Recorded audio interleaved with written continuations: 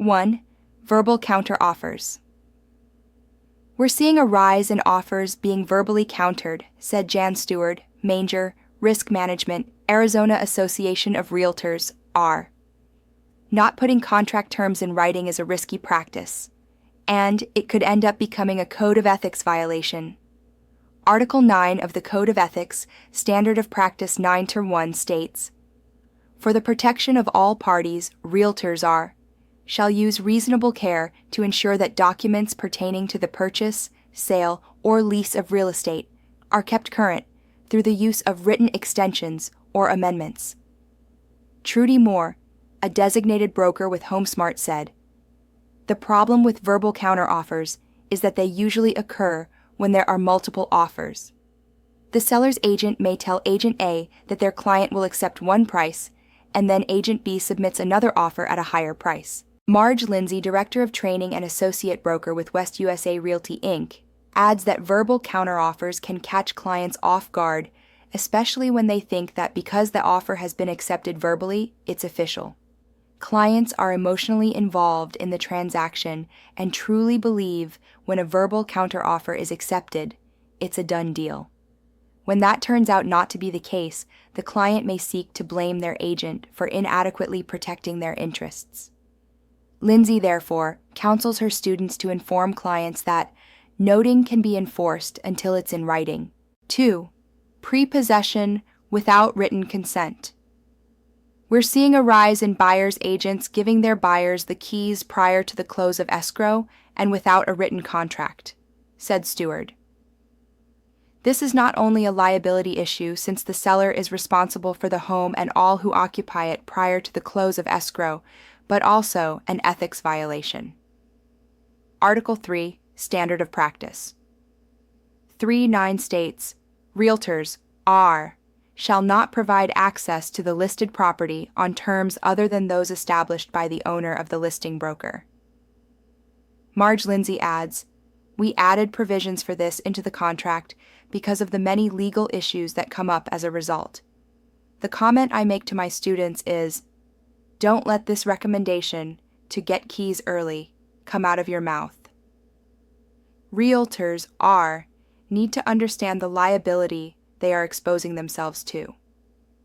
Ask your broker to share a few horror stories about this. You'll see how bad things can get. 3. Agents not presenting all offers. Trudy Moore said, "Agents must present all offers. Recently, I've seen listing agents get 15 offers and only present the one that they think is the best deal for their client. And while agents might have their client's best interests in mind, not presenting all offers is grounds for violation. Furthermore, it is up to the seller, not their agent, to decide which offer is best." Article 1, Standard of Practice. 1-6 states, "Realtors shall submit offers and counteroffers objectively and as quickly as possible." Equally important is Article 1, Standard of Practice 1-7, which requires realtors to submit to the seller landlord all offers and counteroffers until closing or execution of a lease, unless the seller landlord has waived this obligation writing. You must, therefore, be certain to present all purchase offers up until the close of escrow, unless you have written instructions from your principal waiving this requirement.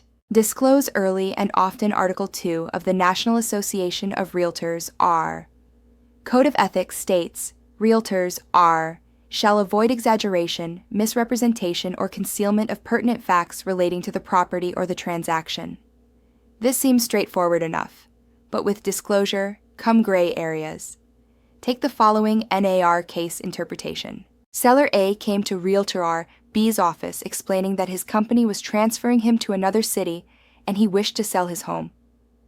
In executing the listing contract, Seller A specified that the house had hardwood floors throughout and that the selling price would include the shutters and draperies that had been custom made for the house.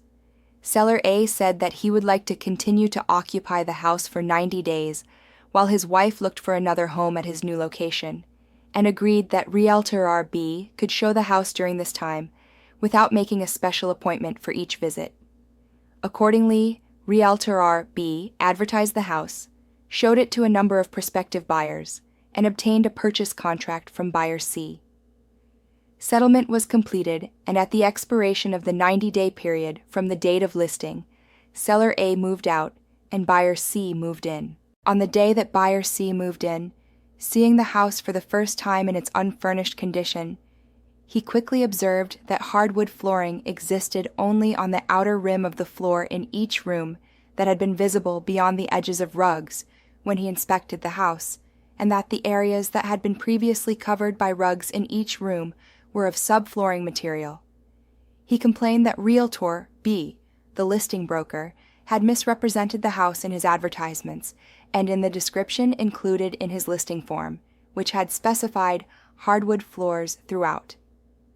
Buyer C complained to Realtor R B, who immediately contacted seller A, Realtor R.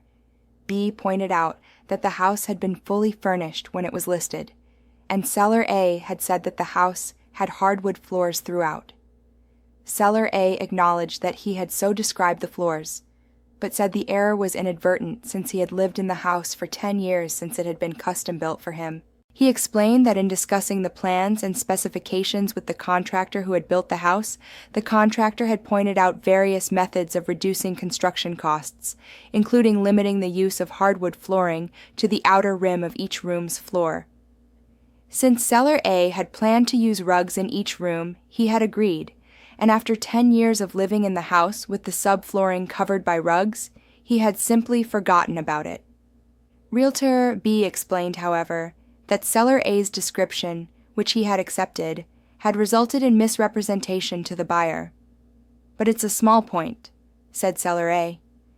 "He'll probably use rugs too, so it really doesn't make any difference." After further pressure from Realtor B for some kind of adjustment for buyer C, seller A concluded, "It was an honest mistake. It's not important. I'm not going to do anything about it. If buyer C thinks this is a serious matter, let him sue me." Realtor R. B explained seller A's attitude to buyer C, saying that he regretted it very much, but under the circumstances could do nothing more about it. It was at this point that buyer C filed a complaint with Realtor R B's board. At the hearing before a hearing panel of the Professional Standards Committee of Realtor B's board, during which all of these facts were brought out, the panel found that Realtor B had acted in good faith in accepting seller A's description of the property. While Article 2 prohibits concealment of pertinent facts, exaggeration, and misrepresentation, Realtor B had faithfully represented to buyer C information given to him by seller A. There were no obvious reasons to suspect that hardwood floors were not present throughout as seller A had advised. Realtor B was found not in violation of Article 2.